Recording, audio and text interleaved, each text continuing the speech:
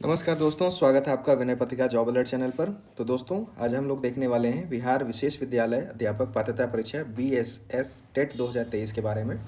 दोस्तों, जो भी कैंडिडेट बिहार स्कूल कक्षा 1 से 8 तक के लिए टीचर बनना चाहता है, उसको बिहार विद्यालय परीक्षा समिति पटना के द्वारा आयोजित इस परीक्षा को पास करना होता है, जिसमें 2 पेपर होते हैं, पेपर 1 और पेपर 2। अगर कोई भी कैंडिडेट कक्षा 1 से 5 तक के लिए टीचर बनना चाहता है तो उसे पेपर 1 क्वालिफाई करना होता है। अगर वो कक्षा 6 से 8 तक के लिए अगर टीचर बनना चाहता है तो उसे पेपर 2 क्वालिफाई करना होता है। और कक्षा 1 से 8 तक दोनों के लिए अगर वो टीचर बनना चाहता है तो उसे पेपर 1 और पेपर 2 दोनों क्वालिफाई करना होता है। ठीक है, तो आइए हम डिटेल में देखते हैं कि क्या क्या चीज़ें हैं जो इस फॉर्म को अप्लाई करने के लिए ज़रूरी हैं और इस फॉर्म को कैसे अप्लाई करेंगे, इस चीज़ को हम डिटेल में देखेंगे। ओके, तो बिहार विद्यालय परीक्षा समिति पटना ने टोटल 7,279 वैकेंसीज रिलीज करी हैं, जिसमें कक्षा 1 से 5 तक के लिए 5,534 और कक्षा 6 से 8 तक के लिए 1,745 वैकेंसीज रिलीज किए गए हैं। ठीक है, और ये जो फॉर्म है उसको अप्लाई करने का जो लास्ट डेट है वो 22 दिसंबर 2023 है। इसको 2/12/2023 से 22/12/2023 तक इस फॉर्म को ऑनलाइन माध्यम से हम अप्लाई कर सकते हैं।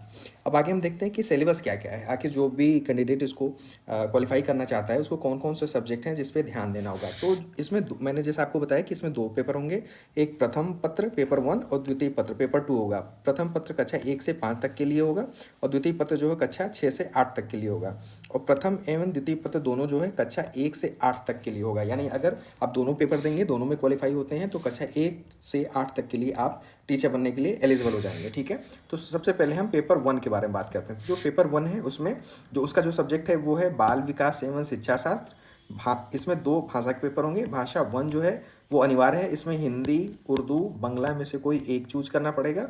और भाषा 2 जो है उसमें अनिवार्य है, उसमें केवल अंग्रेजी रहेगा, मतलब अंग्रेजी सबको चूज करना है। ये भाषा 2 है। और भाषा 1 में जो है उसमें हिंदी, उर्दू, बांग्ला में से कोई एक चूज करना होगा। इसके अलावा गणित सब्जेक्ट रहेगा और पर्यावरण अध्ययन का भी सब्जेक्ट रहेगा। इसमें टोटल 150 क्वेश्चन होंगे जो कि 150 अंक के होंगे और टोटल 150 मिनट का ड्यूरेशन होगा, मतलब कि 2.5 घंटे का इसमें 2.5 घंटे का समय मिलेगा 150 मिनट का पेपर 1 में। अब हम पेपर 2 के बारे में बात करते हैं। जो पेपर 2 है इसमें भी बाल विकास एवं शिक्षा शास्त्र एक सब्जेक्ट होगा। दूसरा जो भाषा का सब्जेक्ट है, भाषा 1 में अनिवार्य है ये, इसमें हिंदी, उर्दू, बांग्ला में से कोई एक चूज करना होगा। जो भाषा 2 है उसमें ये भी अनिवार्य है, इसमें अंग्रेजी, हिंदी, उर्दू, बांग्ला, संस्कृत, इन सब्जेक्ट में से कोई एक चूज करना है। और आपने जो भाषा 1 में जो सब्जेक्ट चूज किया है, भाषा 2 में वो सब्जेक्ट आप चूज नहीं कर सकते हैं। आपको भाषा 1 और भाषा 2 में से दोनों में अलग अलग भाषा को ही चूज करना है। ठीक है, इसके अलावा गणित एवं विज्ञान, आप अगर साइंस साइड के स्टूडेंट हैं तो आपको गणित एवं विज्ञान का आपके लिए क्वेश्चन आएगा। और आप अगर आर्ट साइड के अगर आप स्टूडेंट रहे हैं तो आपको सामाजिक विज्ञान का सब्जेक्ट आएगा। ठीक है, इसमें भी 150 टोटल क्वेश्चन होंगे, 150 अंक के होंगे और 150 मिनट यानी 2.5 घंटे का पेपर 2 भी 2.5 घंटे का ही होगा। ठीक है, अब हम एक नज़र डालते हैं एग्जाम पैटर्न पे। तो किस टाइप का ये एग्जाम होने वाला है। ये जो एग्जाम है वो कंप्यूटर बेस्ड एग्जाम होगा। इसमें मल्टीपल चॉइस टाइप के क्वेश्चन आएंगे। मैंने जैसा आपको बताया टोटल 150 बहुविकल्पीय प्रश्न होंगे और सारे जो क्वेश्चंस हैं वो 1 अंक के होंगे। और सबसे अच्छी बात है कि इसमें कोई भी निगेटिव मार्किंग नहीं होगी, यानी आपको सारे क्वेश्चन ही अटेम्प्ट करने हैं। ठीक है, अब आगे हम देखते हैं कि इसका जो पाठ्यक्रम है वो कैसे हम पा सकते हैं। कैसे हमें पता चलेगा कि ये तो हमने देख लिया कि अच्छा ये चीज़ें हैं, ये सब्जेक्ट है और सब्जेक्ट में क्या क्या पूछे जाएंगे।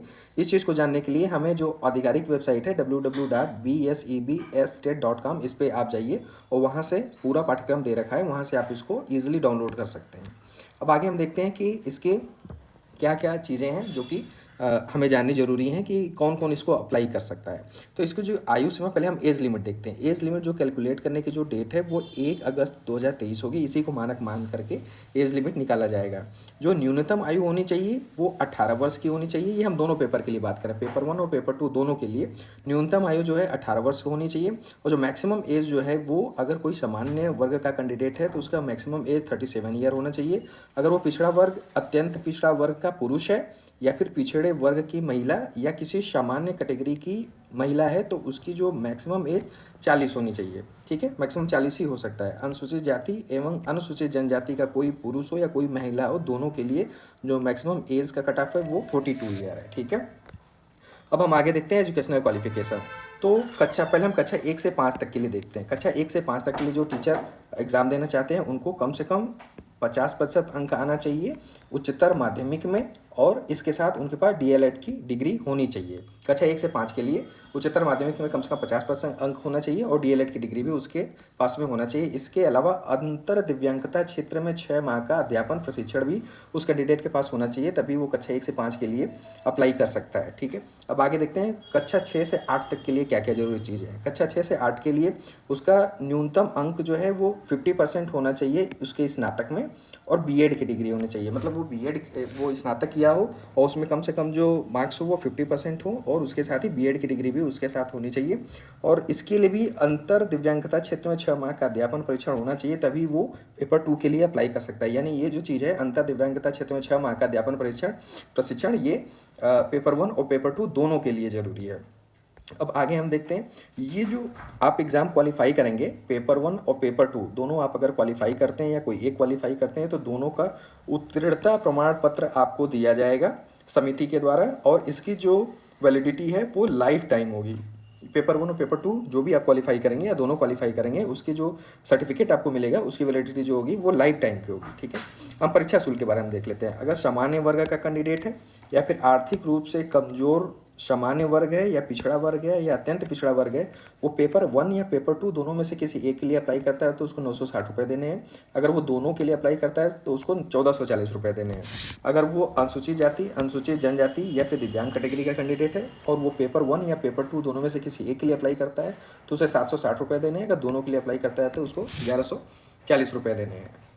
तो उम्मीद करता हूँ कि अब तक की सारी चीज़ें आपको क्लियर हो गई होंगी। अब देखते हैं कि जो हम फॉर्म अप्लाई करेंगे उसको अप्लाई करने का तरीका क्या है। तो सबसे पहले जो भी कैंडिडेट इस फॉर्म को अप्लाई करना चाहता है उसको जो इसकी समिति की जो आधिकारिक वेबसाइट है www.besebstate.com, इस पर जाकर के उसको क्लिक करना है। क्लिक करने के बाद एक होम पेज खुल जाएगा।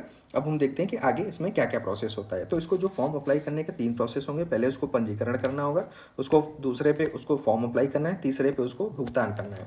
तो पहले जो कैंडिडेट है वो www.besebstate.com पर जाकर के क्लिक करेगा। क्लिक करने के बाद एक नया पेज खुलेगा जिस पर रजिस्टर का ऑप्शन देगा, तो उसको रजिस्टर न्यू कैंडिडेट पे क्लिक करना है। क्लिक करने के बाद उसको अपने सारे जो डिटेल्स हैं वो उसमें देना है, जैसे उसको मोबाइल नंबर और ईमेल आईडी देना है और सबमिट करना है। सबमिट करने के पश्चात उसका रजिस्ट्रेशन हो जाएगा। और जब वो सबमिट कर लेगा तो जो भी उसने नंबर दे रखा है उस नंबर पे एक एसएमएस आएगा। वो जो एसएमएस आएगा वही उसका पासवर्ड होगा, वो एसएमएस पासवर्ड होगा। और उसका जो यूज़र आईडी जो है, यूज़र आईडी क्या होगा, यूज़र आईडी जो उसका जो मोबाइल नंबर है, जो उसने अपना मोबाइल नंबर उसमें डाल रखा है वो उसका यूज़र आईडी होगा। और उस मोबाइल नंबर पे जो पासवर्ड आएगा वो उसका जो एसएमएस आएगा वो उसका पासवर्ड होगा। ठीक है, तो उस यूज़र आईडी मतलब मोबाइल नंबर और जो एसएमएस आया उस पासवर्ड को यूज करके इसमें फिर से फॉर्म आराम से भरा जा सकता है। ठीक है, अब फिर से आप लॉगिन करेंगे। लॉगिन करने के बाद आवेदन पत्र का पेज खुल जाएगा। उस पर जा करके आप अपने जो भी शैक्षणिक योग्यता और जो व्यक्तिगत चीज़ें हैं वो उस पर आप अपना फिल करेंगे, और फिल करने के बाद आपका फॉर्म टोटली भर जाएगा। ठीक है, अब हम देखते हैं कि फ़ोटोग्राफ किस टाइप का होना चाहिए और क्या क्या ज़रूरी चीज़ें हैं। जो फोटोग्राफ है उसकी जो साइज़ है वो 20 से 100 KB तक का ही होना चाहिए। जो साइज़ है वो 3.5 से 4.5 सेंटीमीटर का होना चाहिए। और जो आप सिग्नेचर का स्कैन कॉपी अपलोड करेंगे उसकी साइज़ जो है वो 10 KB से 50 KB के ही बीच में होना चाहिए। जो फोटोग्राफ है वो रंगीन होना चाहिए और रिसेंट होना चाहिए। और बैकग्राउंड जो है वो सफ़ेद होना चाहिए। आँख और चेहरा बिल्कुल साफ दिखना चाहिए। सिर पे टोपी नहीं होनी चाहिए। कोई कपड़ा या काला चश्मा आँख पर नहीं होना चाहिए। इसके बाद आपको मेक पेमेंट करने, ये सब करने के बाद आपको मेक पेमेंट का ऑप्शन आ जाएगा। मेक पेमेंट जो करना है वो ऑनलाइन माध्यम से करना है। आप अपने इंटरनेट बैंकिंग या फिर अपने डेबिट कार्ड या क्रेडिट कार्ड से ईजिली पेमेंट आप कर सकते हैं। अब हम देखते हैं कि कौन कौन से वो डॉक्यूमेंट्स हैं जो कि फॉर्म भरते वक्त आपको अपलोड करना है। तो आपको जो 10th का जो सर्टिफिकेट और मार्कशीट है वो अपलोड करना है जन्मतिथि प्रूफ करने के लिए। इसके अलावा इंटर का सर्टिफिकेट और मार्कशीट आपको अपलोड करना है। इसके अलावा जो स्नातक का सर्टिफिकेट और मार्कशीट ये भी आपको अपलोड करना है। इसके अलावा जो आपके पास बीएड की डिग्री, डीएलएड की डिग्री जो है, या फिर कोई जो डिप्लोमा जो विशेष शिक्षा में डीएलएड के समकक्ष हो या प्रमाण पत्र एवं अंक पत्र हो उसको भी अपलोड करना है। आपको अपना आवासीय प्रमाण पत्र अपलोड करना है। अनुसूचित जनजाति के कैंडिडेट हैं तो आपको जाति प्रमाण पत्र भी साथ में अपलोड करना पड़ेगा। तो दोस्तों ये एक डिटेल ओवरव्यू था जो कि आप लोगों को जानना बहुत ही ज़रूरी था। इसके साथ ही हम अपने वीडियो को यहीं पे ख़त्म करते हैं। फिर से मिलते हैं एक नेक्स्ट वीडियो में एक नई वैकेंसी और एक नई उम्मीद के साथ। तब तक के लिए नमस्कार।